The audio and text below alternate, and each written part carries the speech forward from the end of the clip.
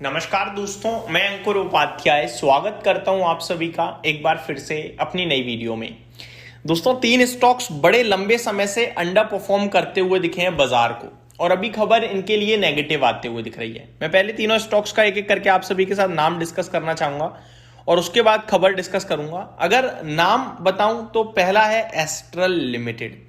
Astral की बात करें तो आज तो बढ़िया तेजी में दिख रहा है स्टॉक। 29 जनवरी को इस कंपनी के नतीजे भी आने हैं, लेकिन अगर मैं इस कंपनी की बात करूं तो बीते एक साल में 4% नेगेटिव, इसे तो मैं अच्छा ही मानूंगा जिस हिसाब से बाजार रहा है। बट अगर मैं 2 साल की बात करूं तो करीब 21% नेगेटिव, और हाई से देखोगे तो 41% डाउन है। इस कंपनी का जो मेरे को हाई दिख रहा है वो करीब 2400 रुपए के समथिंग का दिख रहा है, और अभी ये 1400 रुपए पे ट्रेड कर रहा है। तो काफी वीक परफॉर्मेंस हो गई है। ऑलमोस्ट 5 साल में भी अगर मैं नोटिस करूं तो 50% अप है केवल। तो काफी वीक परफॉर्मर रहा है रीसेंट ईयर्स में ये स्टॉक। अब इस कंपनी के लिए एक खबर भी आते हुए दिख रही है नेगेटिव। खबर पे आऊंगा, पहले मैं तीनों स्टॉक्स के बारे में एक एक करके बताना चाहूंगा। दूसरा स्टॉक है दोस्तों आईआरसीटीसी। आईआरसीटीसी की बात करी जाए तो ये तो आप सभी को पता ही है, एक खबर आई थी कि सरकार कन्वीनियंस फी शेयर कर सकती है। उसके बाद से इसकी तो जिंदगी खत्म हो गई है। 625 रुपए पे स्टॉक का प्राइस है करंट सिचुएशन में। लास्ट 5 ईयर्स की बात करूं तो 118% के रिटर्न्स हैं। लेकिन अगर मैं 2021 से बात करूं आपके साथ अक्टूबर, तो 2021 अक्टूबर में 975 का हाई लगा था। उसके सामने आज ये 35% नीचे है। सब छोड़ो, अभी रिसेंटली इस स्टॉक में करीब 1000 रुपए का हाई लगा है आपके लिए 2024 में। वहां से देखोगे तो 40% नीचे है ये स्टॉक। इवन अगर मैं आप सभी के साथ बात करूं दोस्तों इस स्टॉक की करेक्शन की, तो बड़े लंबे समय से चल रही है वीक परफॉर्मेंस।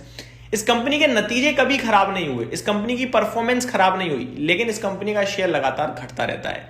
क्योंकि जो स्टॉक एक समय 300 के पीई पे ट्रेड कर रहा था, आज वो स्टॉक 36 के पीई पे ट्रेड कर रहा है। बस यही फर्क है। वैल्यूएशन एडजस्ट हो गए हैं, बाकी कुछ एडजस्ट नहीं हुआ है। और वैल्यूएशन एडजस्टमेंट में ऐसा खेल हुआ है कि स्टॉक के 3-4 साल चले गए हैं।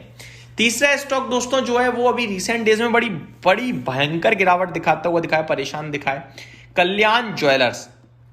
कल्याण ज्वेलर्स की बात करें तो आज भी इसने अपना 52 वीक लो हिट कराया 375 रुपए का।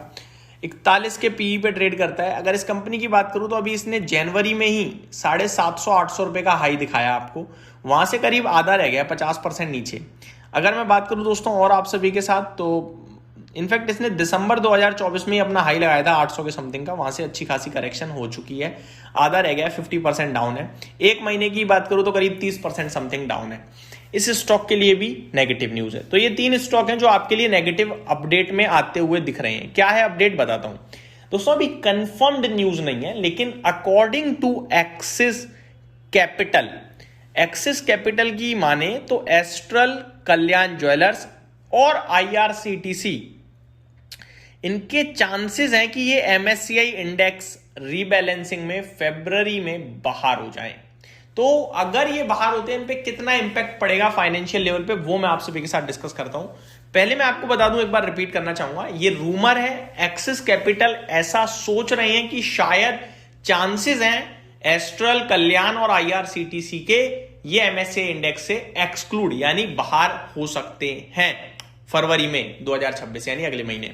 अब अगर ये बाहर होते हैं तो कितना इंपैक्ट पड़ेगा ये समझते हैं दोस्तों। एमएससीआई इंडेक्स में आप सभी को पता है ग्लोबल लेवल से इमर्जिंग मार्केट से शेयर्स इंक्लूडेड हैं।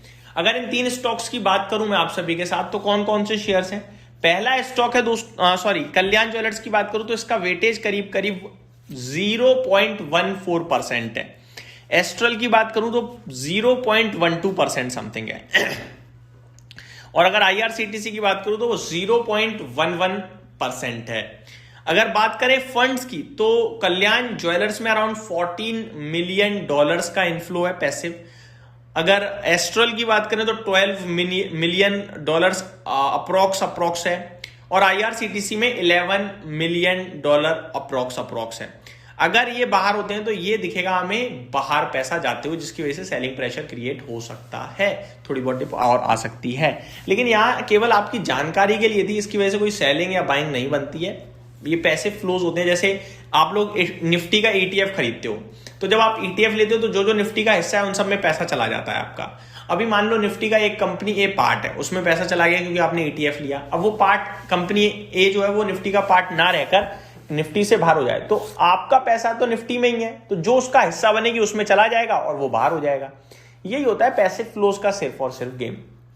फाइनेंशियल फंडामेंटल्स नहीं बदलते हैं दोस्तों इससे, बट ये एक आपके लिए संकेत होता है कि अगर इंडेक्स से बाहर जा रहा है दैट मींस वो कंपनी अच्छा नहीं कर रही है। तो ये कंपनियां तीनों अच्छा नहीं कर रही हैं, इसीलिए इन्हें बाहर का रास्ता दिखाया जा सकता है, अभी कंफर्म नहीं है। फिर रिपीट करना चाहूंगा। तो ये मेरी तरफ से अपडेट थी, उम्मीद करता हूं डिटेल्स पसंद आई होंगी। Thank you so much for watching this video, have a great day guys.